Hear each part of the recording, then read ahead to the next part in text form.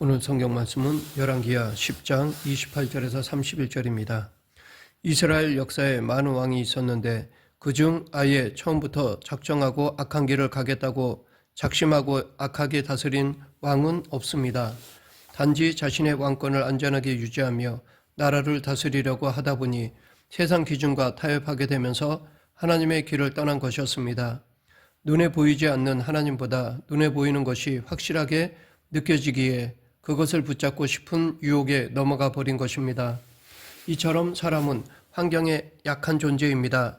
실제로 우리도 이런 모습을 보이곤 합니다. 그러하기에 예수님의 강력한 능력이 우리 삶에 미치지 않습니다. 그것은 우리의 믿음이 작기 때문입니다. 그래서 세상 세태에 휩쓸려 갑니다. 그러나 우리가 오해하지 말아야 할 것은 세상과 타협하지 않는다는 것은 세상에서 동떨어져 산다는 의미가 아니라는 것입니다. 그것은 하나님을 왕으로 모시고 삶을 사는 것을 말합니다. 그렇다면 지금 나의 실질적인 왕은 누구입니까? 예수님이 나의 왕이 아니면 나는 세상과 타협하여 잘못된 길로 갈 수밖에 없습니다. 우리가 올바른 삶을 사는 유일한 길은 예수님을 나의 왕으로 모시고 사는 것입니다. 이럴 때 세상의 세태나 유혹을 이겨낼 수 있습니다. 엘리야의 제자였던 엘리사에게도 제자들이 많이 있었는데 그는 자기 제자 중 하나를 보내어 예후에게 기름 부어 왕으로 세웠습니다. 그 제자는 예후에게 기름 부으면서 하나님이 그를 왕으로 세울 것을 전했습니다. 그리고 그를 통해 아합의 가문을 멸망시킬 것을 명하였습니다. 그 후 예후는 실제로 아합 가문의 남자들을 다 죽이고 이세벨도 처단하였습니다. 심지어 아합과 이세벨의 딸 아달랴의 아들인 유다의 왕 아하시아가 아합의 아들 요람과 연합하기 위하여 와 있을 때 그도 죽였습니다. 또한 바알을 섬기는 제사장들과 백성을 다 잡아 죽이고 바알 우상들과 신전을 다 파괴하는 엄청난 종교개혁을 이루었습니다. 예후는 이처럼 우상 숭배자들에 대한 심판을 하나님으로부터 받고 실행한 사람이었습니다. 이것은 거룩하신 하나님이 기뻐하실 만한 일입니다. 그러나 성경은 놀랍게도 그것이 가짜라고 지적합니다. 오늘 본문 28, 29절 예후가 이와 같이 이스라엘 중에서 바알을 멸하였으나 이스라엘에게 범죄한 느밧의 아들 여로보암의 죄 곧 베델과 단에 있는 금송아지를 섬기는 죄에서는 떠나지 아니하였더라. 예후는 이방신을 멸하였지만 여로보암의 죄에서 떠나지 않았습니다. 여로보암의 죄가 무엇입니까? 남유다의 국경에 가까운 베델과 북쪽 지역의 단에 금송아지를 세워 그것이 하나님이라고 하면서 백성이 그곳에서 절하게 하고 아무나 제사장으로 삼고 절기도 율법과 비슷하게 만들면서 하나님의 뜻이 아니라 자기의 왕국을 만든 것입니다.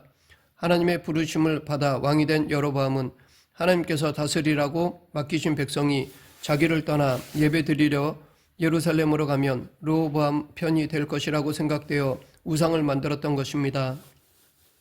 여로보암의 죄의 핵심은 하나님을 믿지 않은 것이며 백성들을 우상에 절하게 함으로써 우상 숭배의 죄악에 빠뜨린 것입니다. 자기가 죄를 짓는 것은 나쁜 것이지만 남들까지 죄를 짓게 만드는 것은 더 나쁜 것입니다. 자기만 죄를 짓고 말 것이지 남들도 죄에 빠지게 하는 것은 더 큰 죄악입니다. 사람들이 주일을 가리켜 거룩한 성일이라고 하고 또 예배당을 가리켜 성전이라고 부를 때가 많습니다. 그러나 하나님은 결코 건물에 거하시는 분이 아니십니다. 주일만 거룩한 날이 아니라 매일이 거룩한 날이듯 예배당만 성전이 아니라 우리가 있는 어느 곳이나 성전입니다. 왜냐하면 하나님은 언제나 어디서나 우리와 함께 계시기 때문입니다. 그런데 교회를 건물이라고 생각해서 예배당을 중요시할 때 교회는 하나님과 상관없는 길로 가게 되고 타락하게 될 위험이 큽니다. 하나님은 우리에게 내가 어디를 가든지 너와 함께 하겠다고 약속하셨습니다. 그런데도 우리는 여로보암처럼 계속해서 우리의 베델과 단에 금송아지를 만들어 세우고 싶어 합니다. 왜 그럴까요?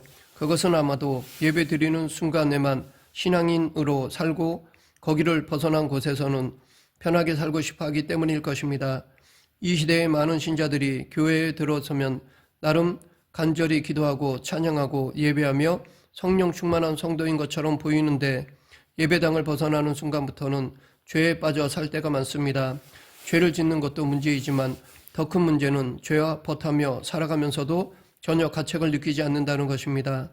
지금 한국교회와 성도들이 세상의 비난의 대상이 되어 버린 주된 이유 중에 하나가 바로 이것입니다. 교회에서의 모습과 삶에서의 모습이 다릅니다. 안 믿는 사람이 볼 때는 교회 다니는 사람들이 예배 드릴 때는 거룩한 것 같은데 삶의 현장에서는 주님을 안 믿는 자기들보다 도덕성이 떨어지고 인격도 안 좋고 또 얌체 짓을 할 때가 많다는 것입니다. 물론 다 그런 것은 아닙니다. 하지만 한두 사람이 잘못으로 온 성도들을 평가하기 때문에 교회가 비판을 받습니다. 어디에 있든지 무엇을 하든지 내가 하나님의 사람이라는 정체성이 때로는 나를 불편하게 만들 수 있지만 그것은 결코 불행하거나 손해보는 일이 아닙니다. 그런데 그리스도인 중에는 신앙으로 인해 사회생활을 하는데 불편하면 자기에게 손해가 된다고 생각하기 때문에 편하게 신앙생활을 하고 싶어 합니다. 그래서 예수님을 믿고 교회를 다니기는 하지만 너무 열심히 믿어서 푹 빠지지는 않겠다고 생각하며 적당히 거리를 두고 신앙생활을 합니다. 하지만 바로 이럴 때 신앙은 위선으로 변하고 맙니다. 예후는 여로보암이 그랬던 것처럼 베델과 단에 금송아지를 놓고 그것을 숭배하는 유혹을 뿌리치지 못하였습니다. 그것만큼은 포기하지 못했던 것입니다. 성경은 그런 예후를 위선적이라고 평가합니다. 바알 우상들을 불태우는 등 영적으로 무너진 나라를 깨끗하게 해보려 했지만 그 후에는 좀 더 쉽고 편하게 가고 싶어서 타협했고 그 한 가지 때문에 예후는 위선자가 되었습니다.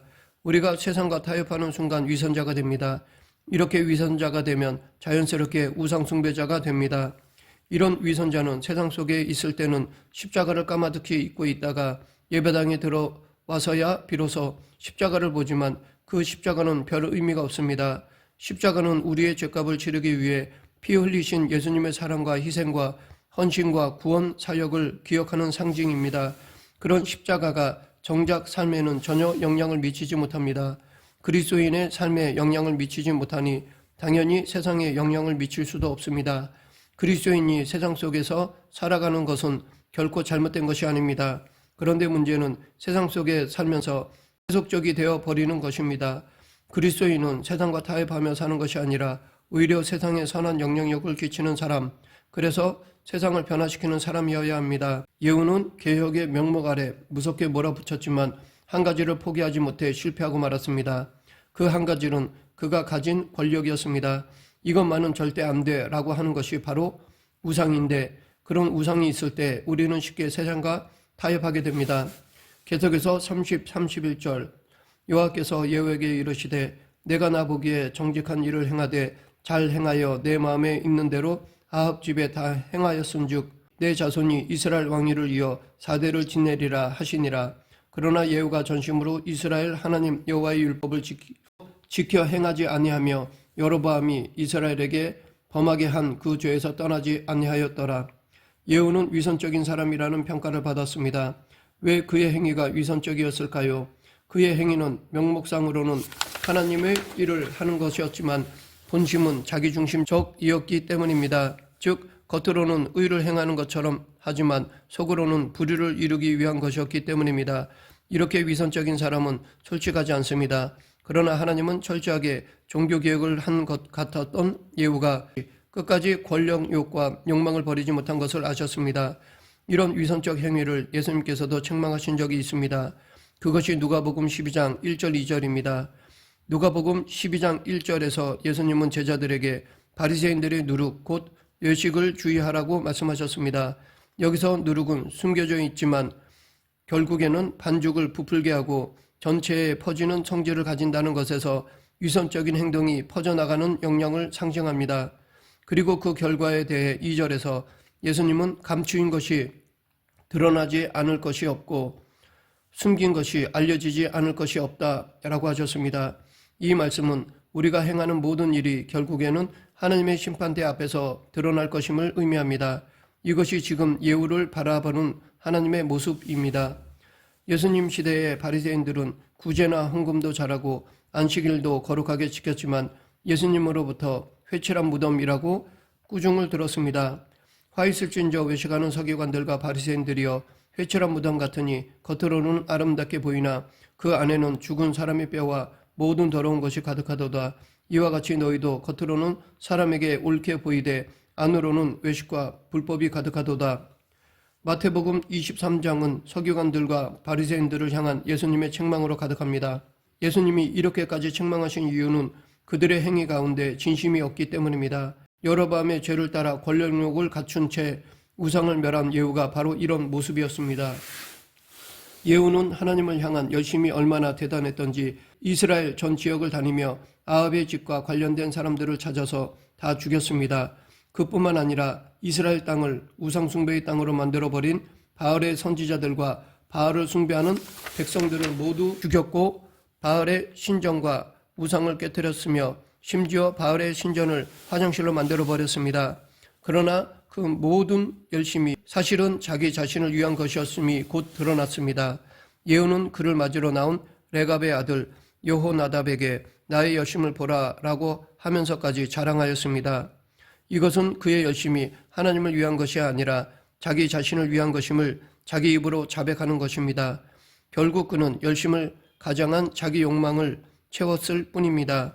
하나님께서 예후를 왕으로 삼으신 이유는 아합과 이세벨을 심판하기 위함이었습니다. 그런데 예후는 아합의 온 족속과 이세벨을 심판할 때 유다 왕 아하시아까지 죽였습니다. 심지어 그의 형제들 42명도 길에서 만나 모조리 죽였습니다. 9장과 10장을 보면 예후가 아주 잔인하게 심판하는 장면이 나오는데 이것은 아하시아도 악한 왕이었지만 예후가 그와 그의 형제들까지 모조리 죽인 것은 하나님의 명령을 벗어나서 독자적으로 행한 지나친 행동이었습니다. 하나님의 말씀을 따라 산다면 열심히 지나쳐서 문제가 되어선 안 됩니다. 자신의 지나친 열심이 혹시 쉽게 믿음 생활을 하려고 하는 편의주의 때문은 아닌지 잘 살펴보아야 합니다. 헌신은 무언가를 열심히 하는 것이 아니라 하나님 앞에서 나 자신을 끊임없이 점검하고 돌아보며 자기 삶을 향한 하나님의 뜻을 찾는 것입니다. 하나님의 뜻을 찾아 가정에서, 일터에서, 또 교회에서 맡기신 사명을 성실하게 잘 감당하는 것이 참된 헌신입니다. 예수님 당시에 바리새인들과 사두개인들은 여러 가지 유전을 만들어 지켰습니다. 이것은 안식일과 모든 절기 그리고 하나님이 명령하신 율법을 잘 지키기 위해 만들어진 것인데 나중에는 그것이 너무 지나쳐서 율법을 주신 하나님의 마음은 잊어버리고 율법주의만 남았습니다. 예수님 당시 유대인들은 율법을 토라로 뭐뭇 하라라는 248개의 조항과 뭐뭇 하지 말라라는 365개 세부 조항을 가지고 있었는데 그것을 미드라쉬라고 합니다. 그중 안식일에 지켜야 할 조항만 39개나 되었습니다. 바리새인과 사두개인들의 지나친 열심은 하나님을 향한 열정이 아니라 자기 만족을 위한 열심이 되어 버렸고 결국 하나님의 뜻을 가리는 행동이 되고 말았습니다. 예수님은 바로 그런 잘못을 지적하셨던 것입니다. 예후가 하나님의 명령을 따라 아합의 온 집안을 심판했으나 어느 순간부터 거기에 하나님의 마음이 드러나지 않게 되었습니다. 분명히 하나님의 이름으로 심판했지만 거기에 하나님의 뜻이 나타나지 않은 것입니다. 그저 권력을 향한 자신의 야망만 있었습니다. 그래서 성경은 그를 위선자라고 평가합니다. 우리 역시 신앙의 자기중심의 열심만 쫓다 보면 위선자가 되고 타락하게 될 수 있습니다. 왜냐하면 사탄이 우리를 가만두지 않기 때문입니다. 사탄은 우리의 욕심을 이용해 호시탐탐 우리를 넘어뜨리려 합니다. 하나님의 이름으로 자기 욕심을 채우라고 끊임없이 속삭이며 유혹합니다. 우리가 하나님이 주신 은혜를 누리지 못하는 것은 바로 자기 욕심에 사로잡혀 있기 때문입니다. 자기 욕심에 사로잡히면 하나님의 말씀에 순종하고 헌신하면 손해본다고 생각됩니다. 아니, 내 생각이 하나님보다 더 의롭고 선하다고 생각합니다. 그 대표적인 사례가 바로 아말렉과의 전쟁에서 사울의 불순종입니다. 하나님은 사울에게 아말렉을 진멸하라고 하셨습니다. 남자와 여자는 물론 젖먹는 아이, 양과 낙타와 나귀까지 죽이라고 하셨습니다. 그러나 사울은 불순종하였습니다. 좋은 것들은 살려두었습니다. 그 결과 사울은 하나님께 버림을 받았습니다. 이 모두 자기 욕심에서 비롯된 것입니다. 말씀을 맺겠습니다. 하나님은 우리 각 사람을 사명자로 부르셨습니다. 예후처럼 우리도 부르셨습니다. 그러나 끝까지 하나님을 의식하지 않게 되면 예후처럼 우리의 열심도 그렇게 변질될 수 있다는 것을 기억해야 하겠습니다. 하나님을 의식하지 않는 그 어떠한 행위도 위선에 불과합니다. 우리의 신앙적 열심이 위선에 빠지지 않고 진정한 믿음으로 나아가도록 매일 하나님의 말씀 앞에서 자신을 끊임없이 점검하고 돌아봐야 합니다. 우리 모두 하나님의 선한 목적을 위해 귀하게 쓰임받는 성도가 되길 간절히 축원합니다. 기도하겠습니다. 사랑과 은혜가 풍성하신 하나님 아버지, 늘 자신의 삶을 성찰하며 내 중심이 아닌 하나님 중심의 신앙생활을 하는 성도가 되게 하여 주시옵소서. 예수님 이름으로 기도드립니다. 아멘.